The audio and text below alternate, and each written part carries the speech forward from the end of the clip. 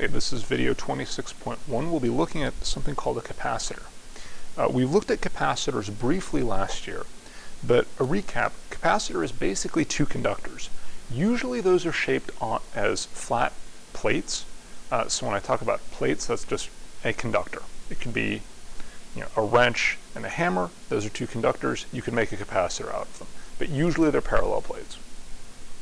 What you do with the capacitor is you place a positive charge on one of the conductors and an equal negative charge on the other. And you can use this to store energy. The more charge you put on the conductors, the more energy is stored. So essentially what you have is you have two conductors.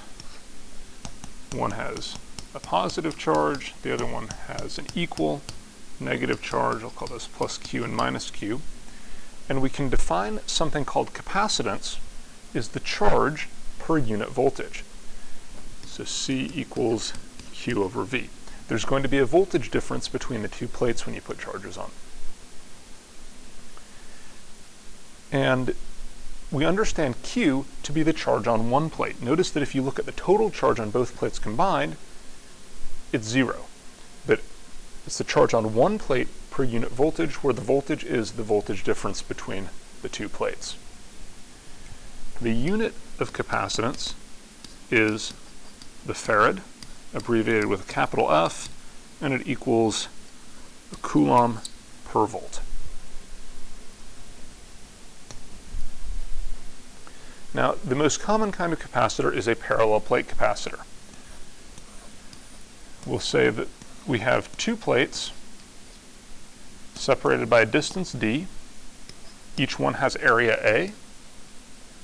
And there's a positive charge plus Q on one plate and a negative charge negative Q on the other plate. That means that there's an electric field between the plates.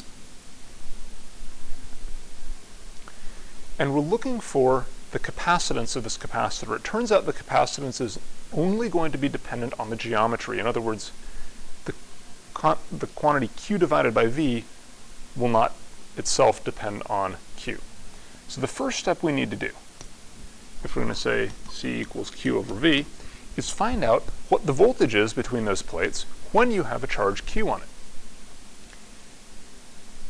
And to do that, we'll need to find out what the electric field is, because remember, voltage equals the integral of EDS. Fortunately, you might remember from Gauss's law that the field between the plates is constant and uniform, and therefore the voltage difference just equals the electric field times the distance between the plates. Of course, we still need to find out what that electric field is. And for that, we need to use Gauss's law. So we'll draw a Gaussian surface that contains part of the positive plate. And we'll notice, and we'll say, okay, Gauss's law says the enclosed charge divided by epsilon 0 equals the total flux. Now the enclosed charge, if we call the area of the Gaussian surface little a, the enclosed charge is the surface charge density sigma times A. And the flux through that surface, notice that the only part of that surface that has non-zero flux is this surface. The outside side and the curved side both have no flux through them, and so the flux is just going to be E times A. And then, of course, we need to remember our definition of surface charge density, where it's the total charge on the plate divided by the area of the plate. Now it's a matter of putting everything together. We also notice little a cancels out. And so we get the electric field is equal to Q over A times epsilon 0. That means the voltage between the plates is Q times D over A epsilon 0. And plugging that into our equation for capacitance, we end up with capacitance is Q over this, so it's epsilon naught A over D. That is the formula for the capacitance of a parallel plate capacitor.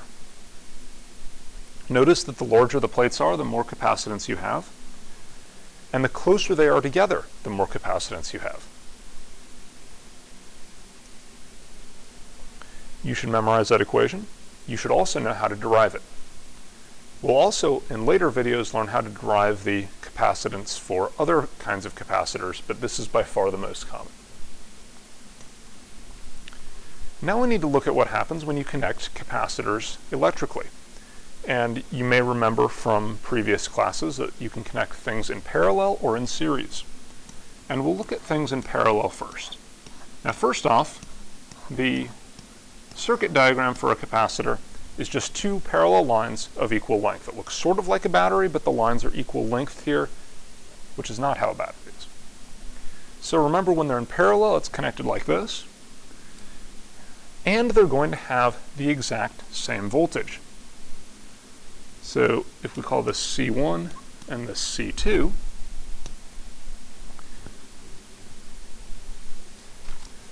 C1 equals Q1 over V1, C2 equals Q2 over V2, but V1 and V2 are equal, so we can get rid of those subscripts. And if we look at the total charge on the capacitor, on the two, so total charge on both is Q1 plus Q2, which is equal to C1V plus C2V, and so the total charge equals V times C1 plus C2. And that means we can say that the equivalent capacitance, meaning the equivalent capacitance, is the sum of C1 and C2.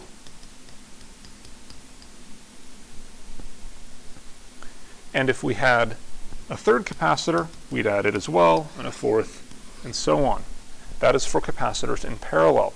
What that equivalent capacitance means is that you could take those two capacitors out of that circuit and replace them with a single capacitor with that value, and the circuit would behave exactly the same.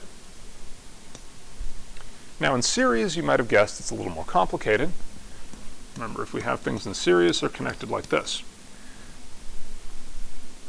Capacitors that are in parallel always have the same voltage. Capacitors that are in series, on the other hand, always have the same charge. To see why that is, let's look at a part of the circuit that includes one plate of each capacitor and the wire connecting them. Notice that because charge cannot move across the plates, or from one plate of the capacitor to another, no charge can enter or leave this surface.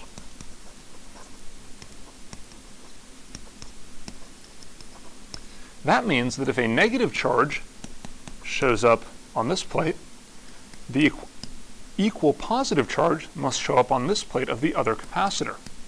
And that means that regardless of what the capacitances are, the charges will always be equal. So we'll call this C1 and this C2. And I'm not going to derive it, but if you have capacitors in series, their equivalent capacitance is